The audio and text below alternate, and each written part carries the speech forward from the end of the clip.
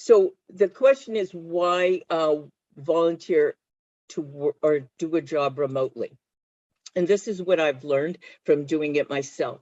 The schedule is flexible. For example, if flexibility is important to you, that's why GetSetUp works well for me, because we let them know what days and times of the week are best for us. And you can choose the type of work you want to do. If you want to continue to do the same type of work you've always done, or you want to do something totally different. You may want to have more than one opportunity. So for example, I applied for and interviewed for 2 volunteer positions at the same time. One was on a board of directors, and one was with being a career coach for a nonprofit serving women who are low income. You can work independently or part of a team. So for my position with GetSetUp, this is primarily working independently. I create my curriculum, work with the team to get approval, of course, and then work as a team with the other guides, and we meet monthly. So what I learned after I retired 3 years ago, that I really missed working as part of a team. You can work for small or large employers. I've always worked primarily for major corporations or large nonprofits or universities. So this is probably one of the smallest companies I've ever worked for. So that's important for you to also figure out what kind of environment you want to be a part of. So thinking about virtually and remotely, and this is what I've learned from working virtually and remotely. You need a quiet, dedicated space to work, so that if you live with other people, if you have pets, you're able to shut the door and shut your windows and block out any noise that's going to conflict with what you're trying to do.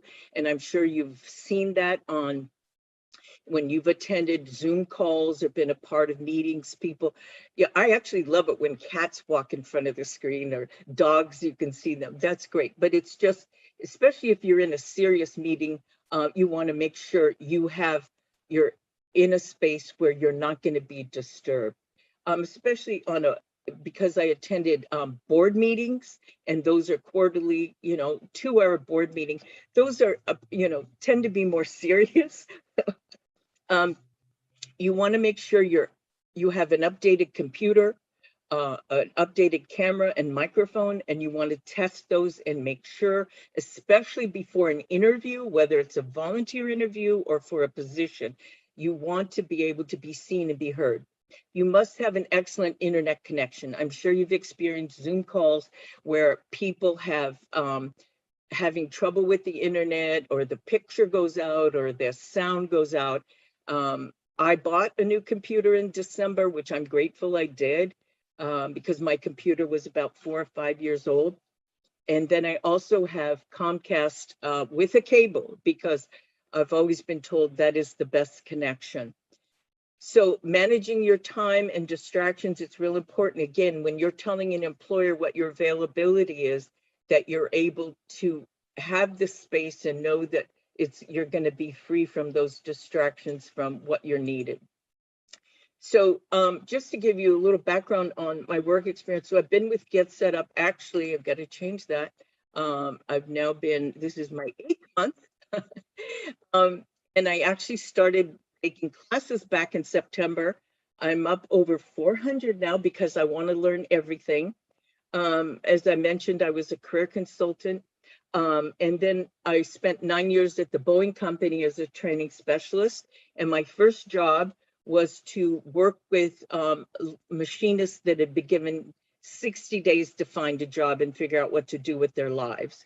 So that was probably one of the most challenging. So during my time at Boeing, it was when they were laying people off, that's how I would help them trying to figure out what to do with their lives, either looking for jobs or finding training. And then when Boeing was not laying people off, then I was doing workshops and personal development.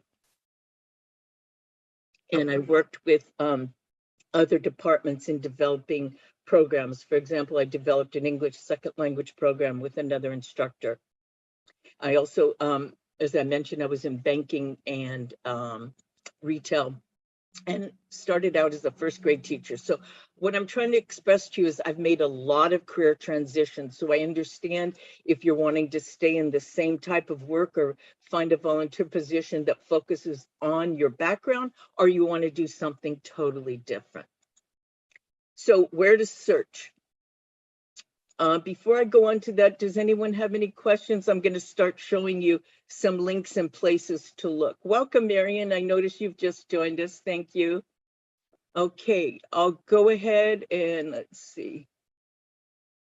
Okay, here we go. Back to where to look. So when I started out as a career counselor over 30 years ago, this was one of the best resources that I used. And 30 years ago, this was in a huge, actually, it was a couple of really thick books because it's put out by the United States Labor Department, and it's called an occupational handbook. And this is one of the best places to start if you're not sure what you want to do. So again, I'm going to send you all these links in the email. So over here, you have occupational groups. And so, for example, my background is mostly education and training, but you can see that there are all kinds of places if you want to look just to see, well, what does it mean to be in that type of profession? So if I click on education and training, it's going to define that. Then it's going to provide a long list of occupations under that category. What does that job mean? And what are the entry-level requirements? What are the medium pay? Now, again, this is the whole United States, so that's an average, and it really depends on what state you're in. So that's one way to look at it, by categories.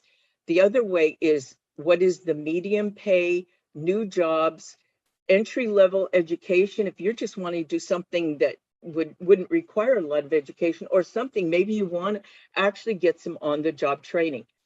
They feature occupations. Then you can actually go in and look by job titles. They also have categories for highest paying, fastest growing, new jobs, and a field of degree. So that's one of the first places to look if you're just trying to figure out what you would like to do. If you have an idea what you want to do, or you want to just start. Yes? Just a quick question. Are those all full-time jobs? Those aren't jobs. Those are just listings from the Department of Labor of examples of occupations. Oh, so they're not actually listing anything So that they have available. No, that's just a listing. It's a dictionary of occupations. Got it. So that's what I'm saying. If you want to just look at, maybe you're just not sure what you want to do and you want to see what's there. So now we're